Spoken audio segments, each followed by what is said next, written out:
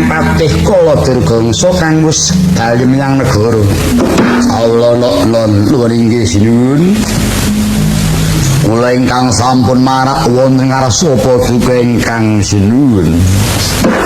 Kepriye pawartane Kakang Patih anggone ingsun utus ngupaya marang sawijining pawongan kang bisa nglilihake panggalihing Yai Setyaningsih. Awit pangestu putra ingkang sinuwun lampah kula angsal damel. Wekdal menika kula sampun nyewanaken dhateng satunggiling lare jejaka menika pinanggih wonten wana keparengan dangu piyambak sinuwun mengkoto bocah jejaka isin go kang dadi samu titik kahananmu kowe kuwi sapa menawi dangu dhumateng kula menika saking laladan Pulo Pentung nami kula pun Gada Mestaka. Kowe sangka ing talatah Pulo Pentung jenengmu Gada Mestaka. Kula nuwun iki. Pulo Pentung kuwi ladang endi Kakang Patih? Kula piyambak inggih dereng nate ngertos. Pulo Pentung menika menawa tasih celakipun tiyang kesambet. Naminipun kok Pulo Pentung. Apa kowe pancen sumaguh ing sengsaraya anglilihake ingkang dadi panggalihing Yai Setyaningsih. Melayu wonten keparingipun sinuwun mbok menawi kula saged nglilihaken panggalihipun Sang Dewi Setyaningsih keparingipun kados pundi mengkene Gada Mestaka. Setyaningsih kuwi wis tak cidra saka kratone yaiku saka negara Bandung Salimpak. Wis tak dedunungake ana ing Kedaton. Nanging wiwit manggon nganti seprene yen tak cedhaki mung tansah ngunus paton. Mung bakal suduk slira. Ewuh mling ingsun arep nyateni. Lamun to ingsun bakal manjing Kedaton kori mesti tinetekan dening Yai Setyaningsih satemah kudu ngrusak kori lamun ingsun bakal pinanggih. Lah iku bisa milih kepriye supaya gelem dadi garwaku. Wis kono kisanak Saratana. Sarate nganggo apa yen sajen-sajene apa? Yen nganggo japa japane apa yen nganggo laku-lakune kepiye? Tumuli aturna Nyang Ratu Gustiku. Yen bisa nglilihake sak penyuwunmu mesti bakal diparingi. Kateng padha warantena becik. Besok amen demo baris. Kabar matur dhumateng sinuwun. Piye Gada Mestaka? Saking pamanggihipun pun Gada Mestaka. Kusmaning ayu Dewi Setyaningsih menika badhe kelampahan dados jodhonipun ingkang sinuwun. Wiladala syukur bagi sewu. Alas temen kuwi tinggi. Waladala dadi wis pinesti jodhone kula nokno. Namung sekedhik syaratipun. Supados kelampahan atur jawab kalian Sang Dewi Setyaningsih. Syarate apa? Ketakipun sajeni. Sajine apa? Kapareng apa duka hanya jeni kanthi mestaka. Nganggo sirah kula non sirah kebo apa sirah sapi mestakaning manungsa. Mestakaning manungsa inggih. Banjur mestakaning manungsa ngendi? Mestakanipun Nalendra ing mriki piyambak inggih mestakanipun Sang Prabu. Keparap niku jangan sing langit dawa kelakaton nerikin kanyeng sang mawe kandring saparan kang kulumutir mulyang sae lancang pengucap Gada Mestaka teko kowe muwes kang kaya mengkono ateges kowe bakal mocok jangkaku. Ora tete aling-aling. Prabu Dewasmara. Sak temene aku iki dadi wong kang pinter ngatutake wong kang salah kirabi. Nanging lekno netramu bolongno karnamu. Aku iki utusaning Ngalindra Bandung Salembak, ya utusaning Sinuhun Prabu Danipajati. Kinenang upaya marang papan palenggahan ning Dewi Syaningsih. Yen ki ora gelem balekake aja takut pocok jagam. Musuh parat.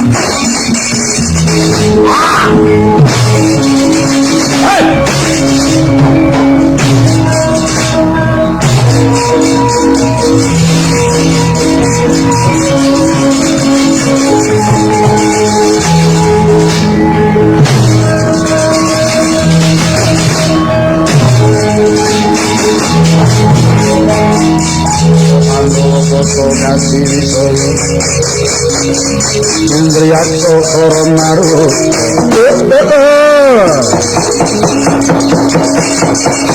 ora nyono lang dewa jati ketulisi panluyung parat.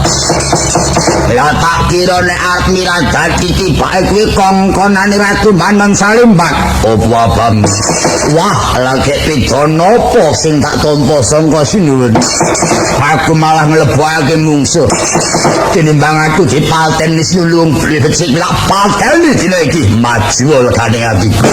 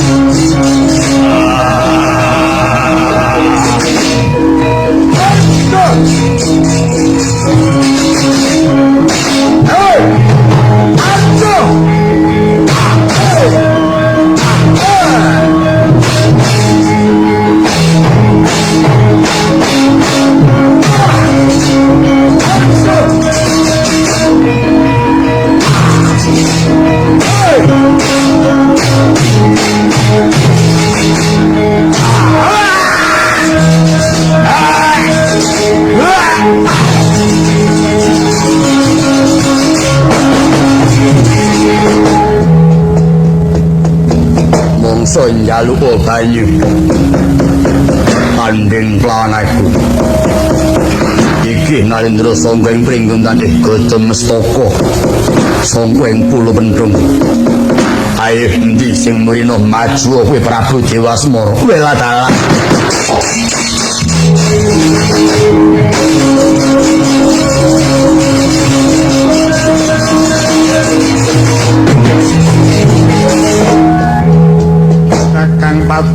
Kakang Patih kala dirgangsa gembungmu pisah lawan mustakamu saka daya pakartining Gotong Mestaka. Gotong Mestaka aja sing marang konangan Prabu Dewasmara kelakon dadi bangkir negaraku.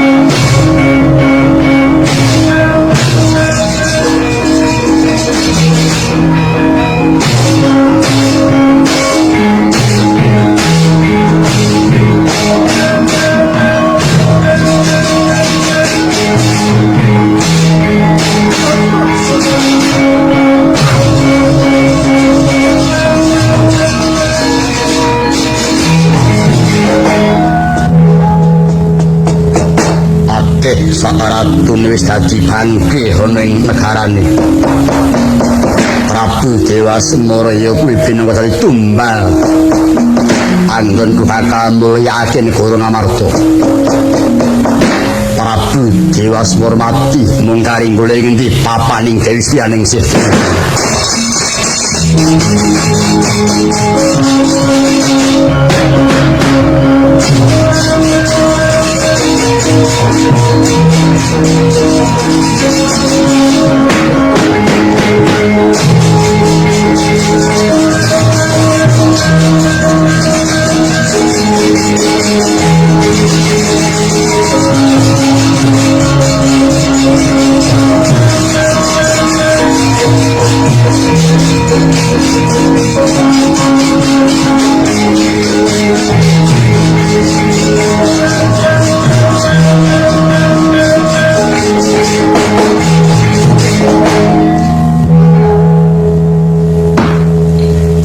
Wonten satriya ingkang mlebet wonten madyaning kadhaton paduka sinten Raden?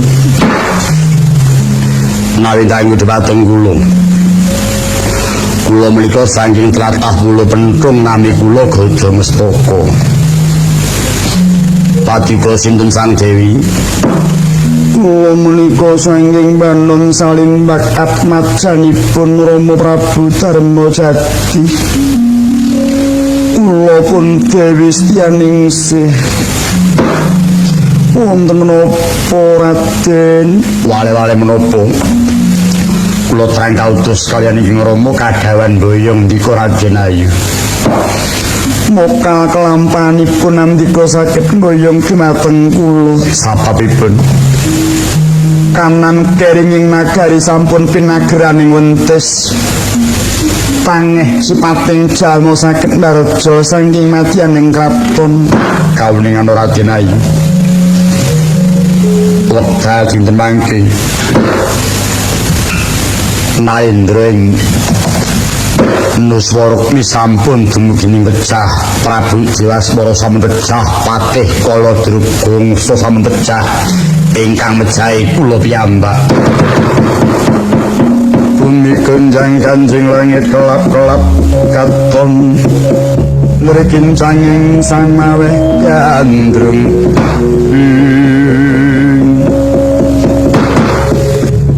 Menawi mekaten paduka ingkang saged ngluwari kula saking lebeting pakunjaran. Menawi mekaten monggo Raden keparenga kula aturi mboyong kula. Selawih kula gendong wangsul katon kain dinten mangke.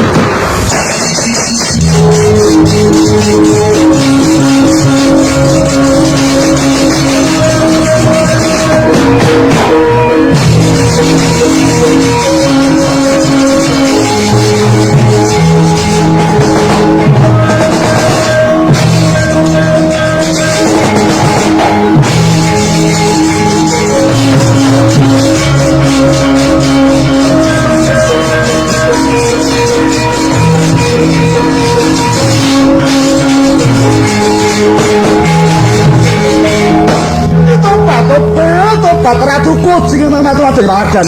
Ora nyono lah kok dipateni dening sifat manungsa kang matur tepat-tepat tepat. Ora nyono Gusti Raden Pati Kaladrugongsa ya mati Sinten Prabu Dewa Semoraya seda. Iki aku mbelani apa ora? Tepat. Ya aku iki sing jenenge Mbang kepet mego. Omong aku bela pati ora urung bakal suwung ya ta ya. Ya apa ya? Ratu Gustiku mati. Pati ya mati.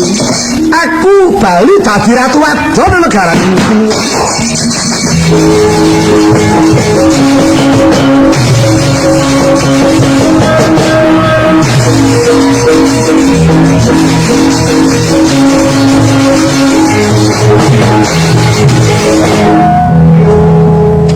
Nah, Rahino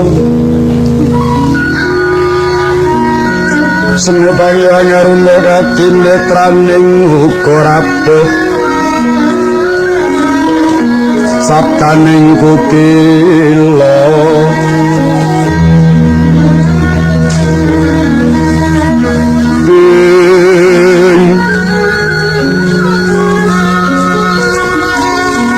ringkani kara keketer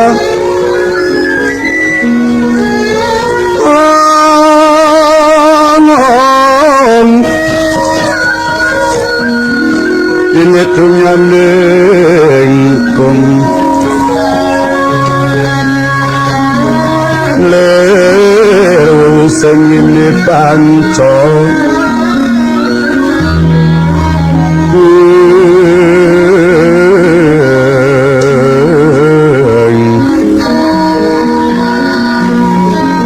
papetoke ngayam wono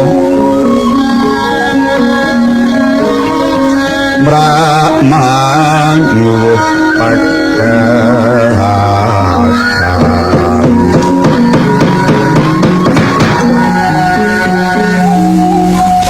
sampun laju tindak ing Nalendra pringgendane ingkang sesingulon Alastoga Demestaka hangindhik lawan Dewi Syaningsih semedyaning kaya ninggalo Prapteng Nagari Bandung Salimbak sinidhet ingkang lampah gentya kawusa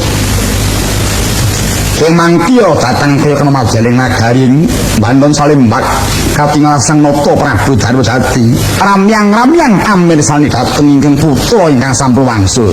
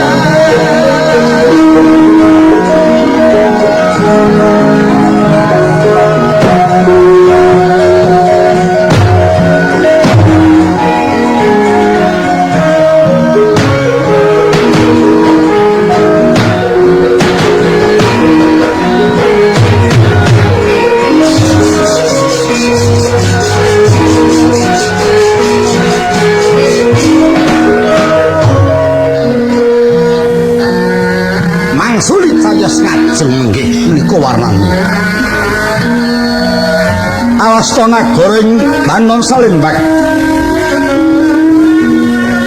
Nagara Gedhe Bori Padang Jagati dhuwur kuku sadoh tuncarane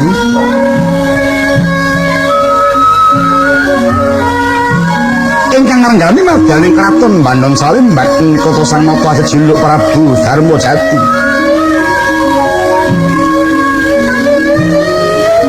Nalendra luhur budine utama pambekane mila datan muka langgung sinuyudan dening para kawula negari Bandung Salimbak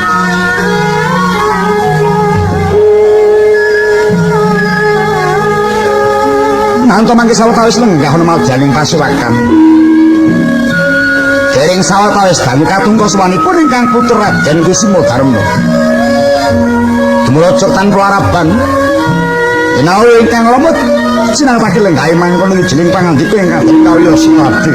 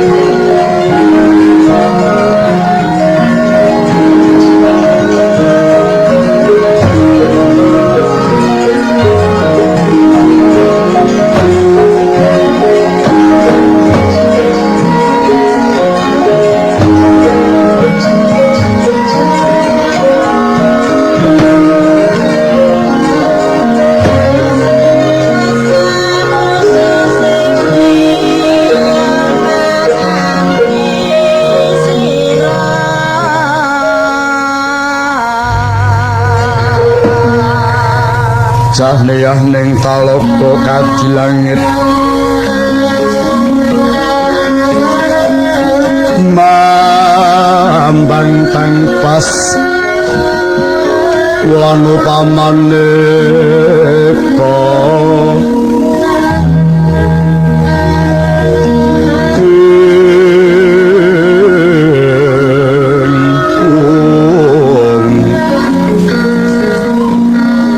lintang tulya kusumaya sumawur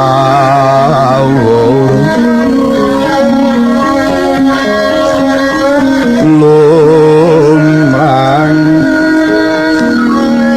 kang skarajolata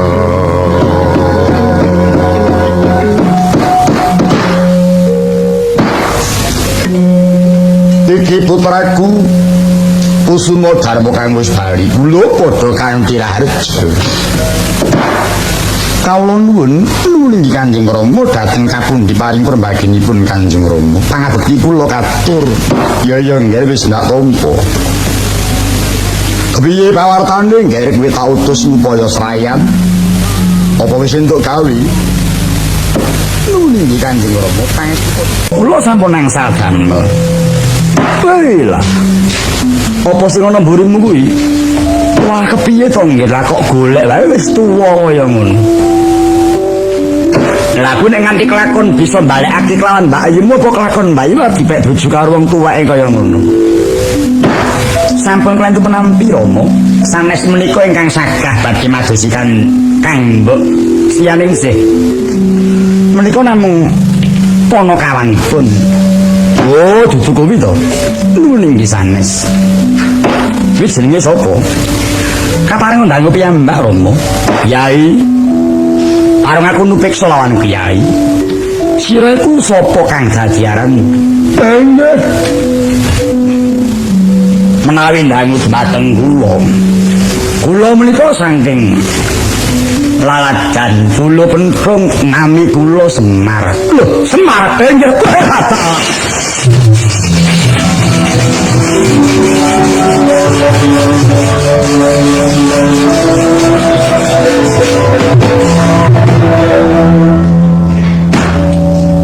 nggih lata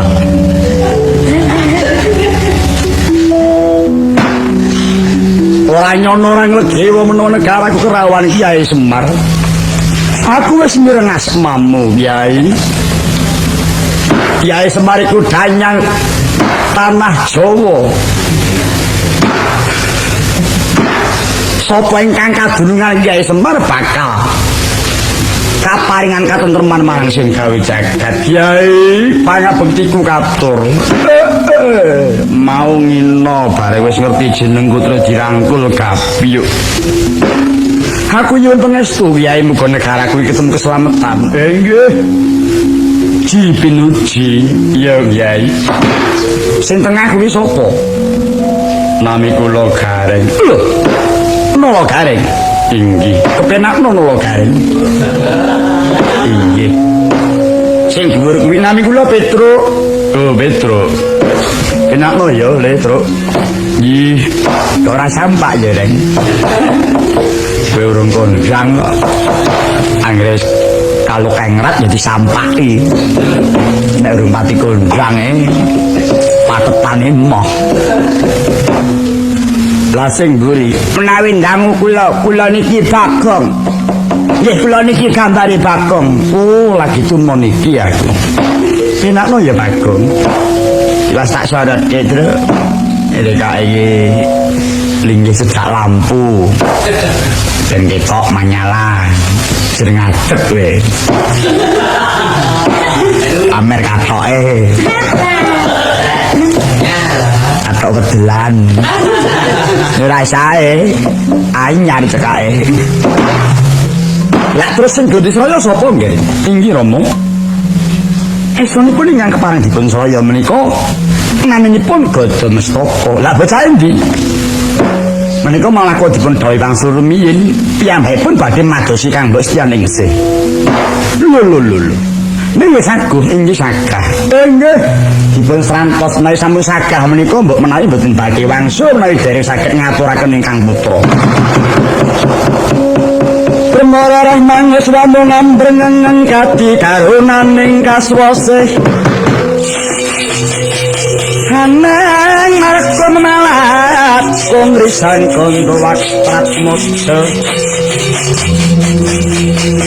Ngengleng lalu wangulati surya mangrang sang waya tataning nalindra pringgodani.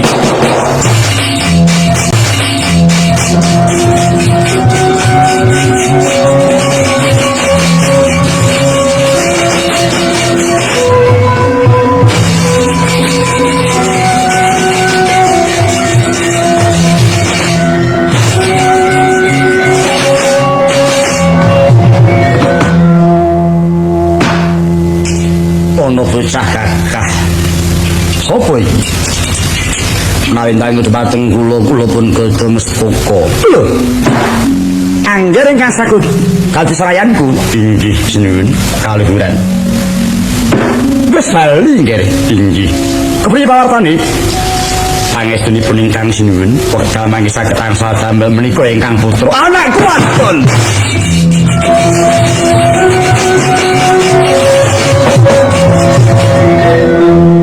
Anakku yer anakku ora nyono kowe dadi pikiran yer sekian ningsih pirang-pirang dina kowe lunga saka negara nger petung aku wis sasi iki kowe ilang saka negara kowe bisa bali inggih Rama adalah Kang Mbok iya aku yai ningsih wonten dawuh kowe nyandi nger dadi pikiran kowe nger kowe dek biyen pamitmu sekolah sesasi ora mulih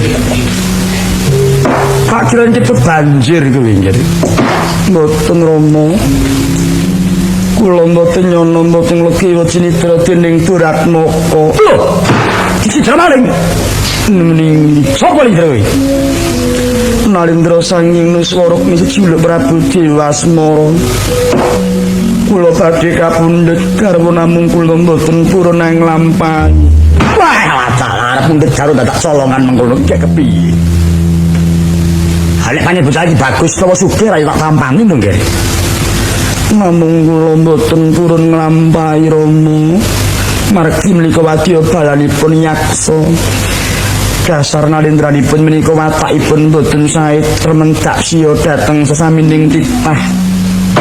Lah kowe ana kok dikapake kowe nggih. Kula mboten dipun menapak-menapakaken. Ah mokal. Sesasi kok nggih. Mirang pitados kapedhela dada kula menawi ngantos kula alit kenging kagemok agengipun kula menika ngantos empal kaliyan Nalindra ing sabrang sampun ngantos tutuk kanggen kula gesang wah anakku tenan nggih anakku tenan wah lha wong anakku kok tiru aku mesti ngene iki percaya kok iya dah wong sesasi ning omahe kono kok jare ora dikepok ora disinggung percaya aku ora nah aku ya percaya nah aku ora percaya marga anake gareng kae nyatane ilang 5 dinae mulih momrot bingung nek siraku ae tak pateni iki nggo lho iki gareng ta ya gareng kaya kayu Kotem soko wonten dawuh. Saya mbaraku sing bisa mupu sira nggih. Awit kang soko iku.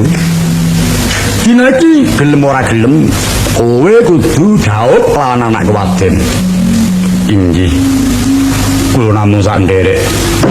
Ning sih wonten dawuh. Kowe piye nglajeni karo Kotem soko kuwi gelem apa ora? Kula namung sak nderek ki mawon kepareng paduka sinuwun. Lah, jenenge wis padha senenge. Wis tetep dadi jodhone Kotem Soko. Wah, ning kok cacate kok dudu ratu dudu satriya mung wong lumrah. Ning panis-panis jodone mengkono kepiye meneh? Menapa patika Juwa sini? Ora Juwa marga kowe sing wis bisa nggawa marang anak wadon. Kula nok-nok. Dina iki enggak takkan resmekake kesuwen ngenteni apa? Ayo manjing raton, Ger, sakurune pisan.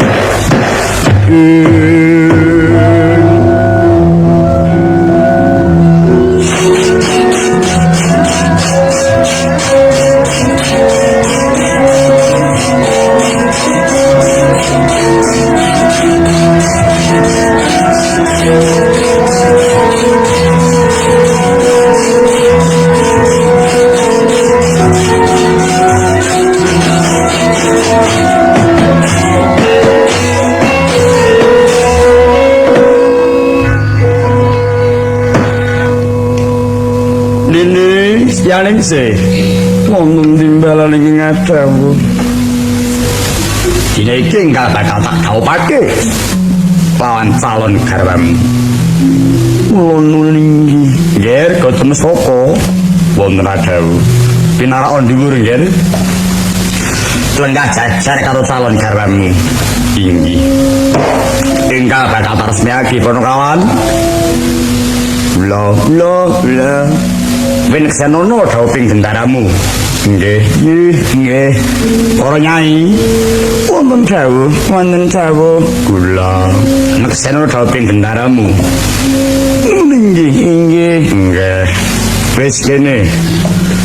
Ketemu saka kudu nirokake apa sing dadi dawuhku ya. Inggih. Mara dina iki kowe matura. Rama kula hanuju. Rama kula hanuju.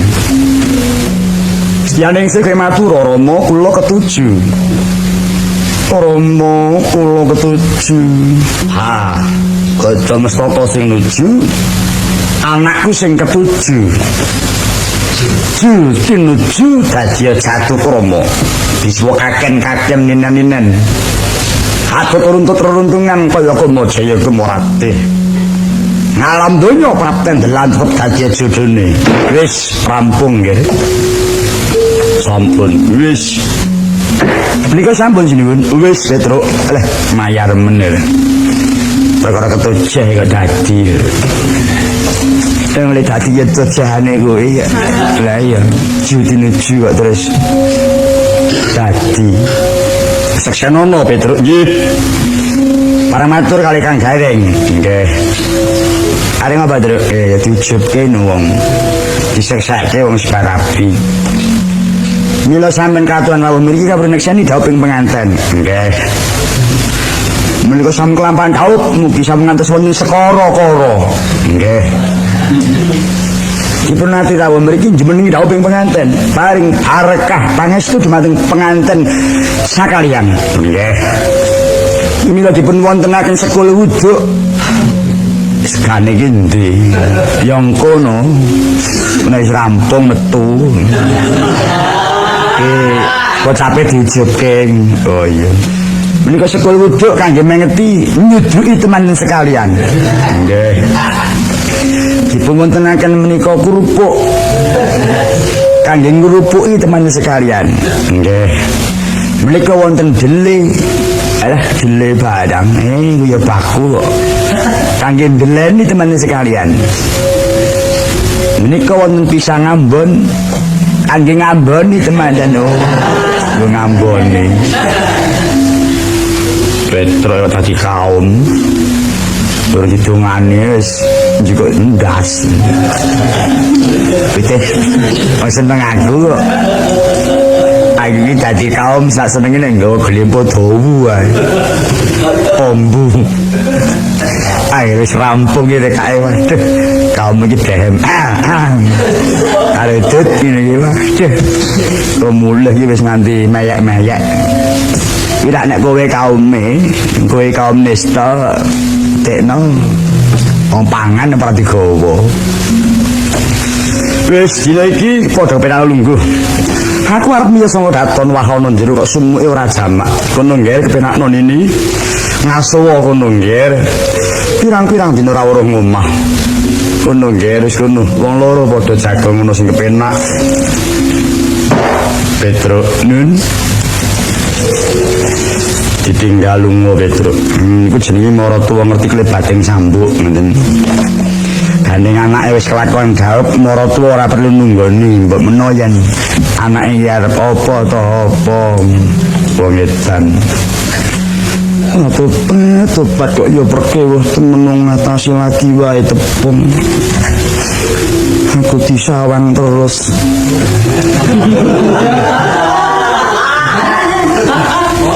Bacake piyayi ku celingus. Beda karo bojone Bagong. Bojone Bagong ora disawang malah mencak-mencak. Mripatmu ki jeles tapi ora nyawang aku. Angger tak sawang malah mati bojoku ki. Iki Candramawa. Petro nun. Aku disingkur. Biasa. Niku marga bocah dereng pengalaman. Itu kalau sing pengalaman. Standby. Carane piye supaya wanuh gampil. Piye mang pijet lengene mawon. Dipijet lengene nggih engko nesu pandangi lho Dek menek kalah tak wangi nek waduh dengkule amoh pun pijet mawon cek iya dipijet nggih wah tanganku ndredeg anu nunjuk pil wah jadi pilih Nimas noleh omrene Nimas Patut lah nakal ora jamak anu wong ora apa dipijet lengene nganggepe iki apa ora lara pancen tak jarak senengane pijet tak ding ngole ndang krekep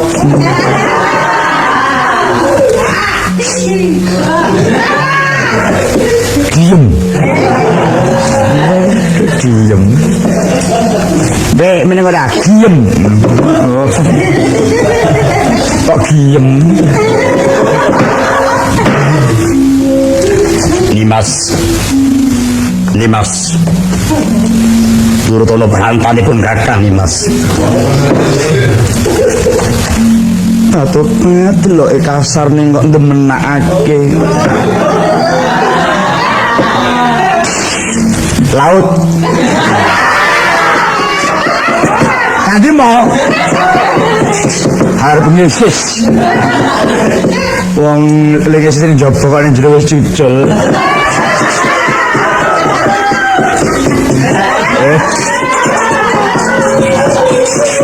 engko ndak keringet buntet Nimas Tamban Pak Pondong Durotono berantanipun kakang Nimas Raden kula pati paduka menapakaken Petro nun dikapake lho kok takon aku to kuwi pun bodong pemberiku bodong dijur dilulur wong kagungane yam tilam pajiwatan piye Petro aku rapal rapal nggawa buku ngoyo-oyo ora didelok mung cangkingan bare maca iki kewalik pun kula le matur mangtiroke iya yam tilam pajiwatan Retno Jemantenadi Hakik Susutyo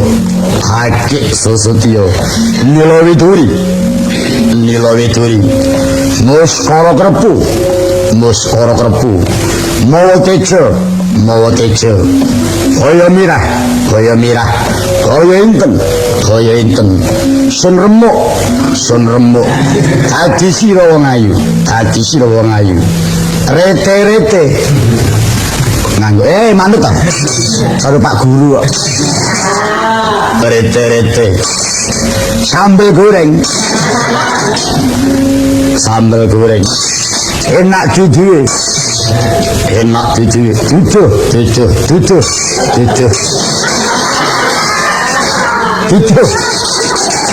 Ndi duduhe. Wong edan. Wong garingan. Garingan. Ayo ni Mas Tamban Pak Pondong. Apa ya ora pergi wong Ponokawan pating plorok. Ponokawan anggere wancine iki mripate lambur kabeh. Ayo. Monggo Raden kula kirake manjing dhateng Tilam Sari. Iya, Petruk kowe tunggu njaba. Dohala. Mugi-mugi Jangan tuh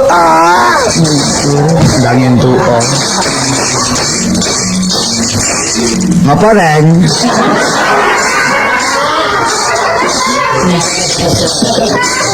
Reng bicara ngopo metenteng kaya porong Mbok Mase enten apa? Aku arep takon iki rondo apa prawan? Batu takon aja napa? Yen kowe rondo aku iki judul yen prawan aku Joko Kemala-kala. Aja ngepek bojo kula. Nek gelem batu. Kula kandhane nggih Kang kula niki gelem ora rabi. Apa sih mantri guru lho kan? Wah, cilaka Reng. Durung karuan. Kula gelem ngepek bojone kok duwe cangkriman. Apa? Jodone tembung ora niku napa? Tak pek bojo gelem ora? Ora. Tak jak mulih gelem ora? Ora. Tak goncengke gelem ora? Ora. Kowe dadi bojoku isin ora? Ora isin. Lho Reng, alam Reng. Ya ini Reng. Angin duduk lho gareng iki. Ya ini angin linggih. Wah digasak Bagong. On kalah lipet kok kowe. Bagong ngling-lirik awit sore mau. Enggak tenggen kula mawon Kang. Tenggen kula mawon. Walah, wis putih abah ngono. Kula niki tuwane katuwa banda. Sampeyan dadi bojo kula, omah lojikari nggoni. Jaran dadi kari numpaki, sawah kari nggarap. Sampeyan dadi bojo kula sediane kipa gading. Ora rabi wong ning rabi bondo. Paning kandang modaro. Oh, elek men. Enggak kanggo kondur teng dalem, Kang. Omahmu ngendi? Nika le, Kang. Enten mager boto mubeng ngandhap wit semboja nika le, Kang. Oh. Wis ya terus njo pamit. Ora bakal petok selawase aku. Yang cukup. Lah. Sanggon-gone gareng. Halucu. Ketujuh. Halucu ing karso. Ketujuh ing karso. Jenengmu sapa? Siti kamar mandi. Ha, beneran. Aku Den Bagus WC. Kancane tunggal sanggon. Ngkelepan tembok. Petonmu apa? Lha iso iki aku rebu paing. Gihing cocok. Ora ketang barabi pendungan. Tak jak mulai gelem. Enggak, lho. Mayal mulai. Enggak tangga. Gelem. Boleh. Lah kok manut temen ora. Kula mengke mang jajake nggih. Oh, wis. Dremis. Pengen apa? Kula mang tukoke ungkal. Oh, dicai bila atos-atosan. Ya kok ungkal dilolokke. Ini kangkang ing langit telap-telap. Katon lir kincanging sang maweh gandrung. celak kinarya panjang. Sampun pikantuk 7 candra. Anggaya dumunung wonten negaring Banung Salimbak. Ing mangke engket Malendra Pringgondani. Kisah saking nagari sabab dinukanan ingkang paman. Labet arsa kababaken Jatan Purun. Dipiengket lingsem Malendra Pringgondani.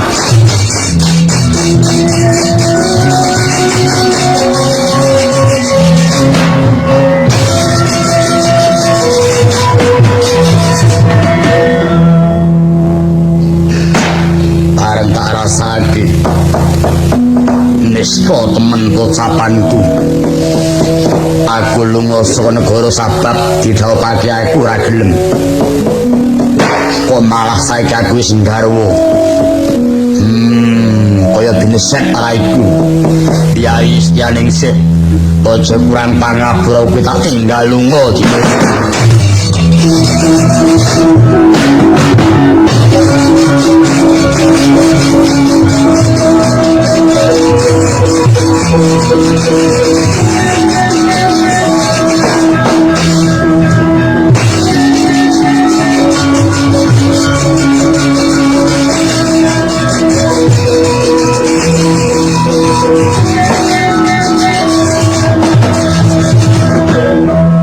Ana apa nggih? Kanjeng Rama. Kados tunggil lampahan kula. Lho, ya kene. Nalika kula wonten ing Tilam Sari kaliyan Kakang Godamstaka. Menika Kakang Mas nilaraken kula tanpa pamit. Lho. Lumayan ndi? Kula mboten mangertos.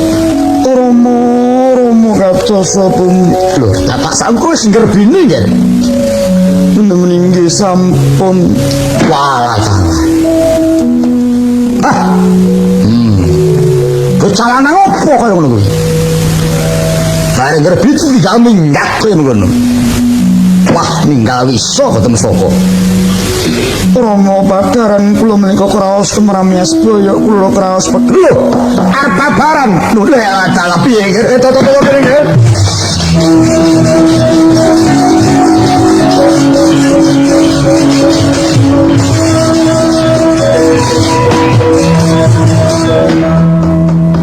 Sinunggang ingkang Rama Prabu Darmadatu Nyalangse Mandalagiri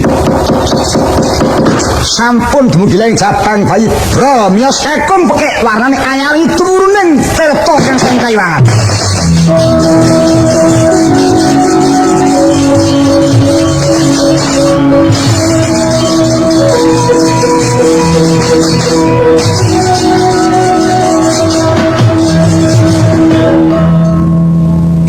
Dia sapa nggih?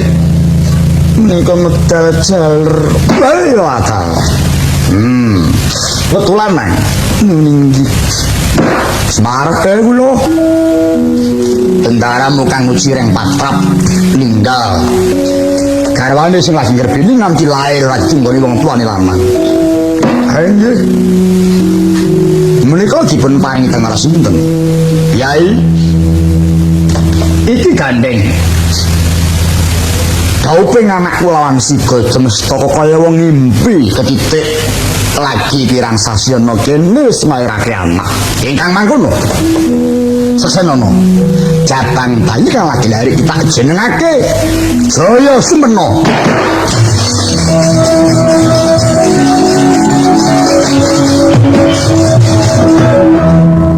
Nggih kula nekseni dipernamekaken Raden Jaya Sumena. Iya.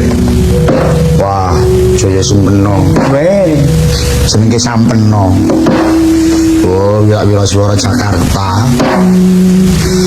Sawise tak jenengake Jaya Sumena iki kok ana nugrahaning dewa. Katitik bareng leri Jabang Bayi ana banyu gege kang tumiba. Ha niku paling dipun siramaken mawon.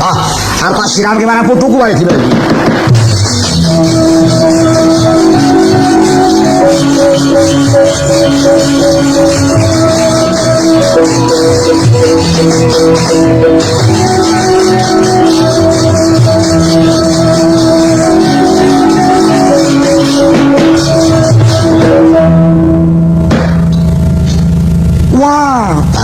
siram banyu gede selawon-lawon. Iki sopo? Aku yang ngamu, Ger. Jejulukku Prabu Darmajati. Lah iki sopo iki? Aku ibumu, Ger. Sopo? Aku Dewi Setianingsih. Aku iki jenengku sopo? Wah. Padha wong tuane. Kowe jenengmu Jaya Sempena. Aku Jaya Sempena. Iya. Lah iki. Ana wong elek-elek iki sapa? Udah wis nyacat lho. Lagi lahir kok modo. Kula niki Semar. Ana kawane bapakmu. Kula Gareng, kula Petruk, kula Bagong. Bapakku jenenge sapa? Jenenge Gada Mestaka. Omahe endi? Wah, la iki. Wis bola bali anakku sing kapitunan. Yen kowe takon omahe wong tuamu aku ora ngerti. Margo ketemu iki ana papan tengahing alas. Wong tuamu ku ora duwe omah. Lah saiki endi? Wis lunga. Lho. Aku pengen ngabekti bapakku. Wah, piye Semar? Wah, lah kok kowe malah ditinggal mongko nyatane orang papan panggonane. Wah, duwe mante kok. Mantu wong ora omahan. Ora duwe nggon, ora duwe papan. Nek kepriye mongko iki lunga sing papan. Sampeyan ampun gak sia. Sampeyan kula tuturi. Piye, Kyai? Estune kang putra mantu niku wau sanes tiyang boten omahan. Niku lolo nggih ratu. Lho. Ya jondongeng nggih. Ratu ngendi? Setemene Gada Mestaka niku namung kangge sesinglon. Sing saknyatane kang putra mantu niku nalih njopeng gondani putrane Raden Werkudara jenenge Prabu Galukaca.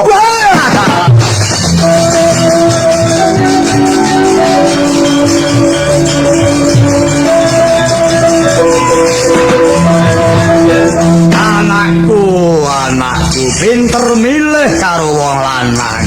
Anakku pinter milih karo bojo apa tumon.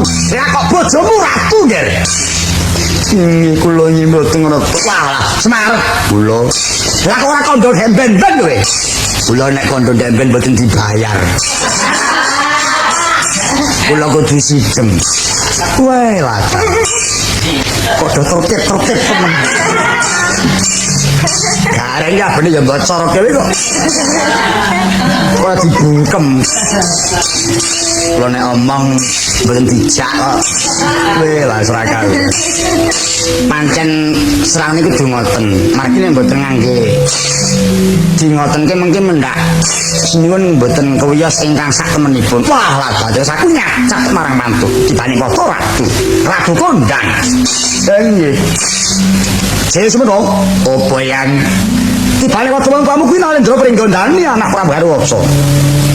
Aku pengen ngabekti. Iki piye, Kyai Semar? Aku kewaran kena pengen. Besok mendengar barek.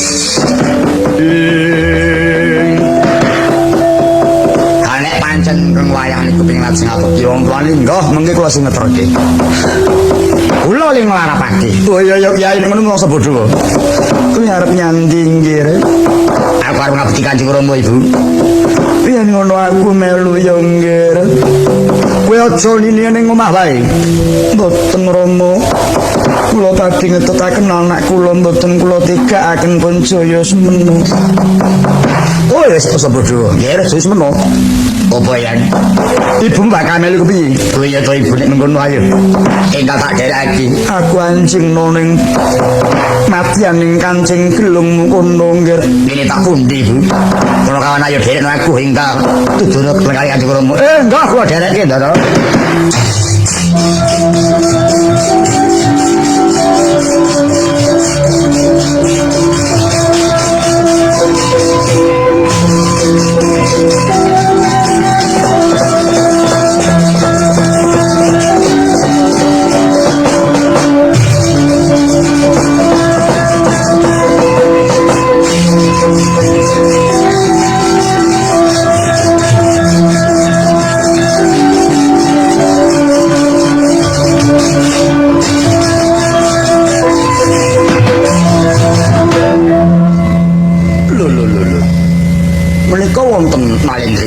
Sinten? Inggih sinuwun.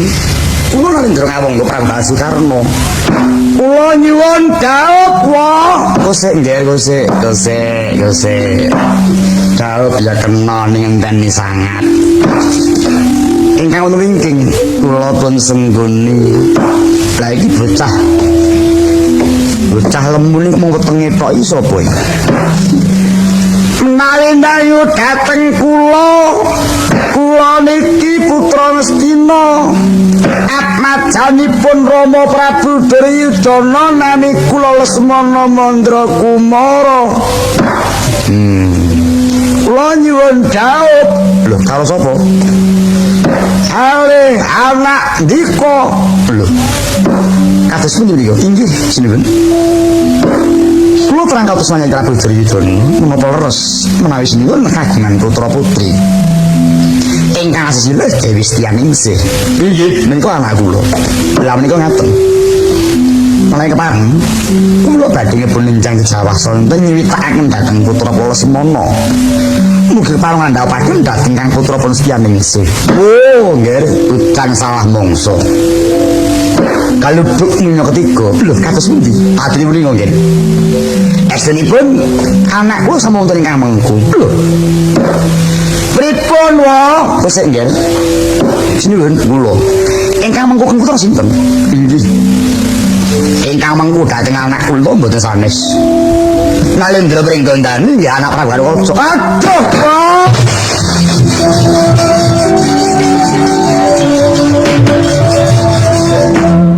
Kados pundi wae kula mboten kelampahan jauh wae.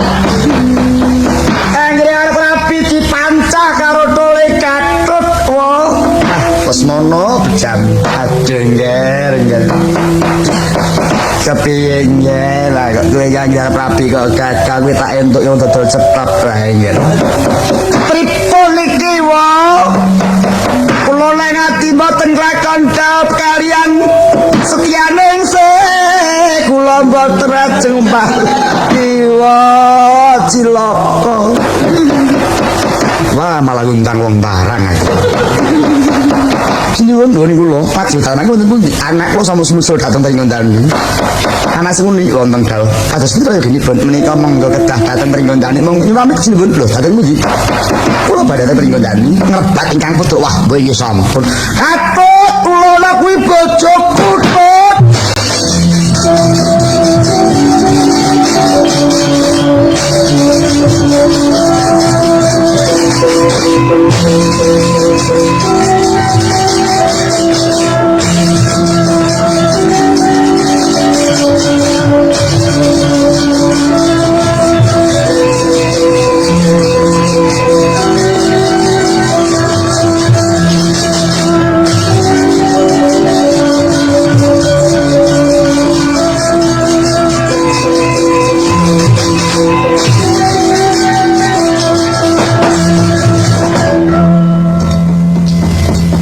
Sopo? Aduh, Jaya Semeno. Wis sapa? Setyaki. Kok ngamarta napa? Golek wong tuaku. Wong tuamu sapa? Rama Prabu Karwaca. Murang tata patrapmu kuwi anak saka ngendi? Saka Bandung Salimban. Aja ngawuh karayu minggat. Golem goleki wong tuaku apa ora? Ora minggat kelakon tak polo kantang. Wis Setyaki dadi bangke.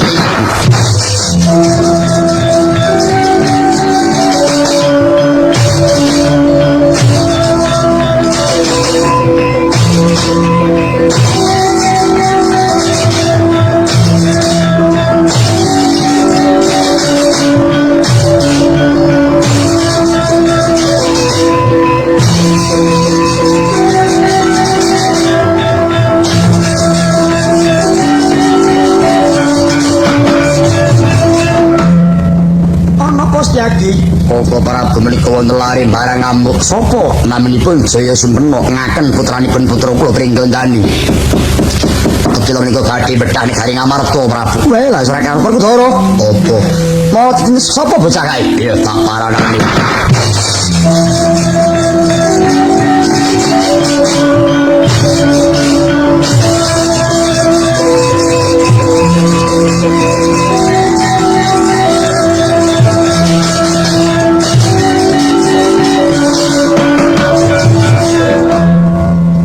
sapa? Werkudara, aku Jaya Semena. Ping golek sapa? Rama Prabu Harikaca kuwi wong tuaku aku arep ngabekti. Kuwi anak saka ngendi? Bandung Salimbak. Ora rumangsa aku duwe mantu cah Bandung Salimbak minggat. Wah, nek urung temu Kanjeng Rama, icak-icak benaku.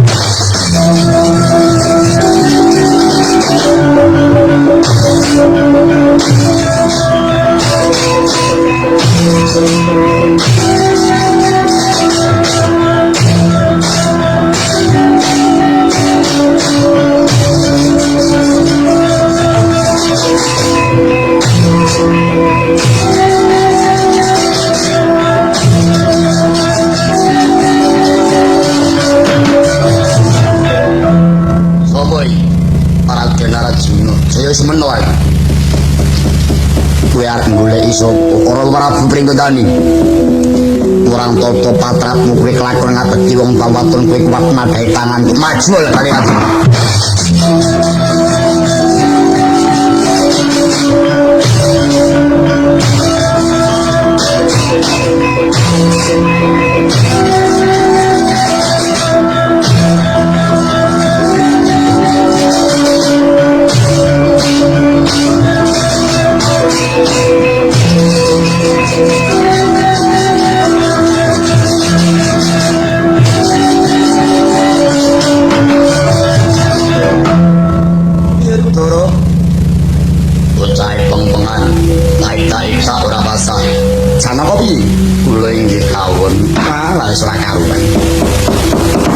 Parang muka kang ora dinyono-nyono.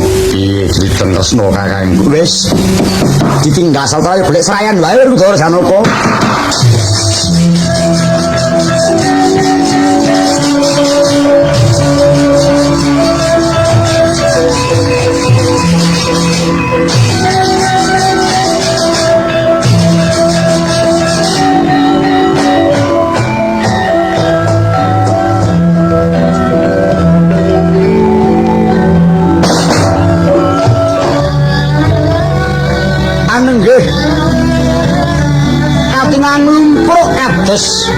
Kapok dening rusane kaki-kaki kang wis pikun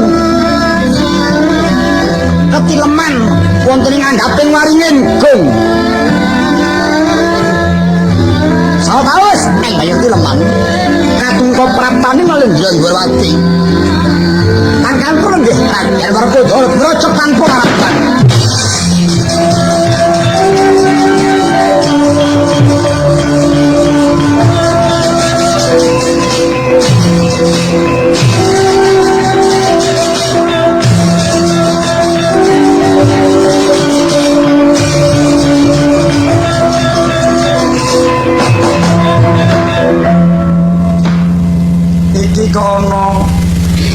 Kaki-kaki mesake temen keturun ana ngisoring wit waringin.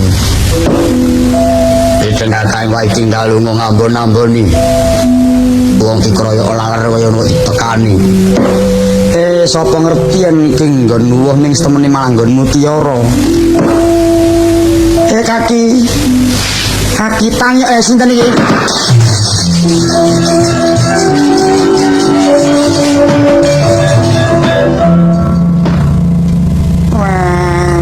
Wonten tamu ingkang rawuh wilujeng ya wis tak tampa kaki. Kowe iki lara apa? Mboten ngertos. Kula niki mboten saged nglawat, mboten saged mlampah. Jenengmu sapa? Nami kula mun Kacanegara. Oh, Kacanegara. Inggih. Apa ora duwe wong tuwa? Mboten gadah. Ora duwe bojo? Mboten gadah. Ora duwe anak. Ingkang manak saking pundi wong bojo men mboten gadah. Paduka sinten sinuwun? Aku nata ngrati Prabu Kresna. Ingkang kakah menika sinten? Aku Werkudara. Lah ingkang wonten kepiring menika aku Warajuna.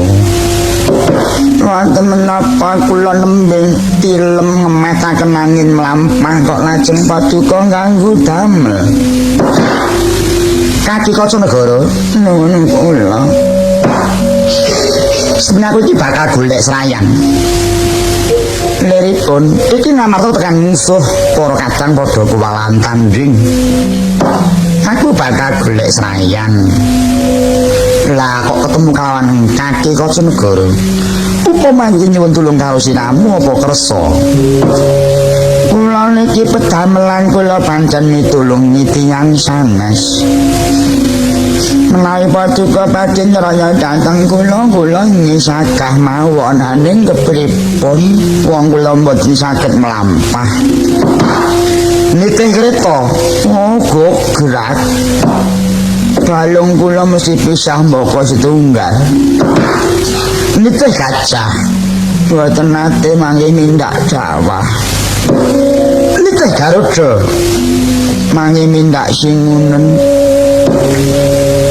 Lah numpa apa? Dikremun. Mboten. Lah kersamu mula purun menawi dipun gendong.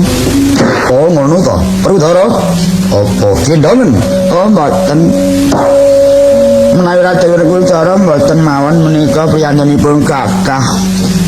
Kula ajri menawi risak badan kula purun dipun gendong ning milih tiyang. Sing pamilih wong sing kepiye? Kula nyuwun dipun gendong tiyang ingkang dedegipun ngringi sungsang pengawak banyu Guwaya Teja. Lair Ndara Kasih.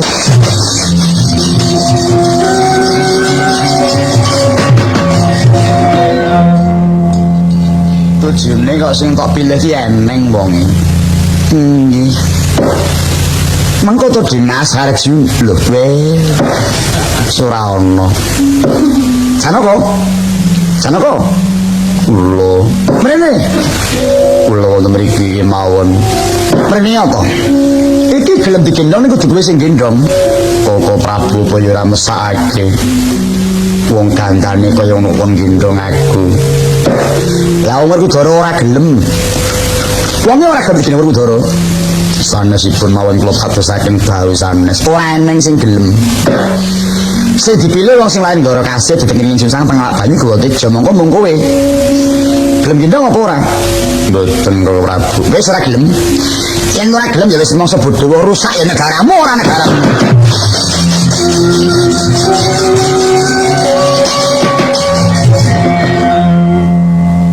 Mbok liyane aku wae. Mboten. Kula nggih purun sanesipun dika waton nggih kados penyuwun kula. Murang tata kudu aku sing gendong.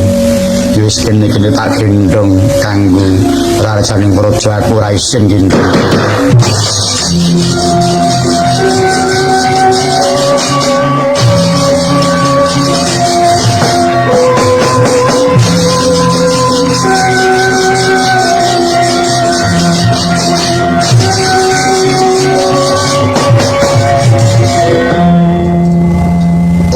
Gerang kari ngulesi dijokke sapa iki? Aku kanca negara kuwi sapa? Jaya Semena. Aku kon mateni kowe. Mora maju legana habar wis tak kamu.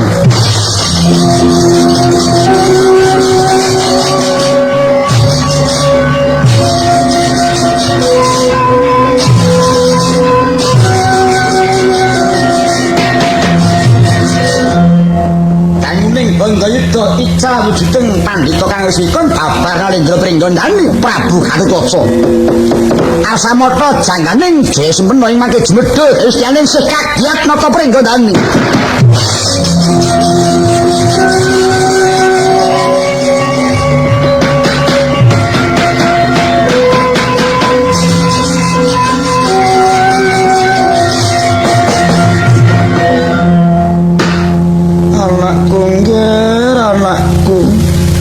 Ora ono paedahe kowe adoh saka negara goleki wong tuamu bareng wis ketemu arep dipateni. Lho. Jane sih. Ulo. Kowe kono kene. Inggih. Kowe sapa? Napa duka mboten pirsa menika ingkang putra piyambak. Sawa? Nalika Kakang Mas twedak saking negari kula sampun ngerbini lajeng lairaken putra inggih anak kula menika kang putra naminipun Jaya Sempeng. Wah, anak kula tenan.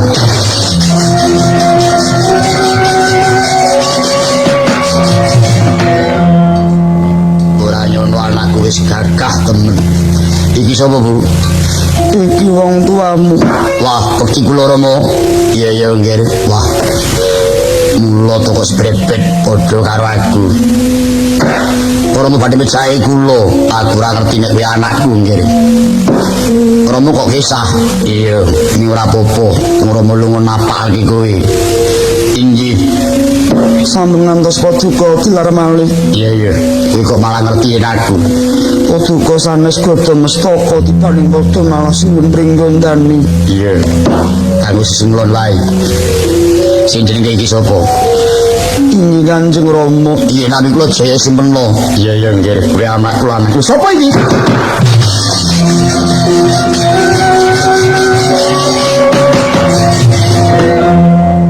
Lho.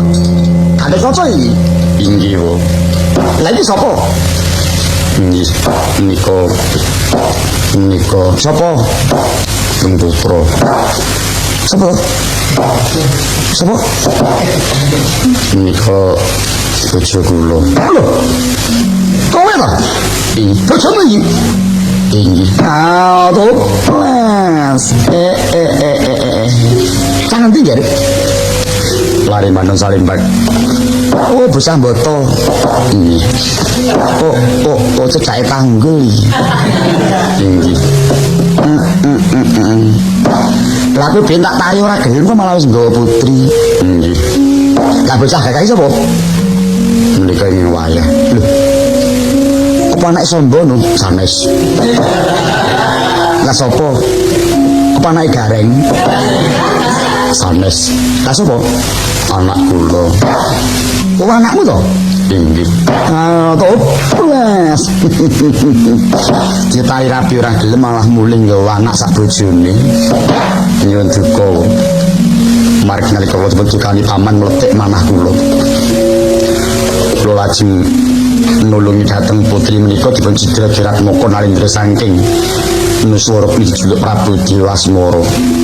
Menika setyaning sih saking Bandung Salimbat putranipun paman Prabu Darmajati. Ateges Gatotkaca wis bisa maluyake negara Ngamarta. Wah, minggah kaya ngopo sing wong tuamu? Inggih. Ya wis saiki tetep Gatotkaca bisa maluyake negara Ngamarta lawan wis bisa mboyong putri sang negara Bandung Salimbat lawan wis bisa kagungan putra wujude si Jaya Sempena. Inggih. Nggih, wonten dawuh. Muring ka boyong yang jero negara. Ayo ngalak boyong yang negara ya.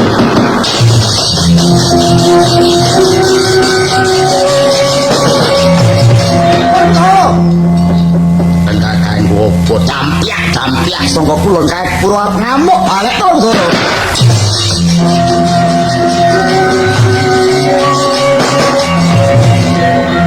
Kula nuwun Lek. Boitan. Kula anak sampeyan Lesmana Lek. Arek opo? Kula mriki ajeng njaluk bojone Gatot. Wong bojo dijaluk. Lawan niku pacangan kula. Ora kena. Mboten langsal. Ora ngimpun kula mulai ya, Lek.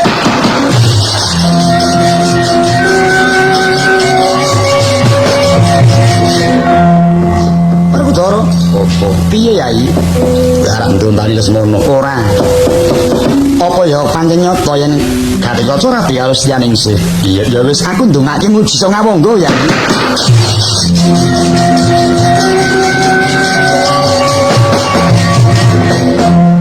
Perkutara. Ditenggakan gopo. Wah, Kurawa selak ora kuat. Padha bilulungan. Ana sing nyangga weteng, ana sing masuk angin. Perkutara gandengku wis padha bali kanggo mangayi bagya marang dopeng anakmu. Lan kanggo mangayi bagya marang rahasia negara Ngamarta kowe mbeksa sawetara Perkutara.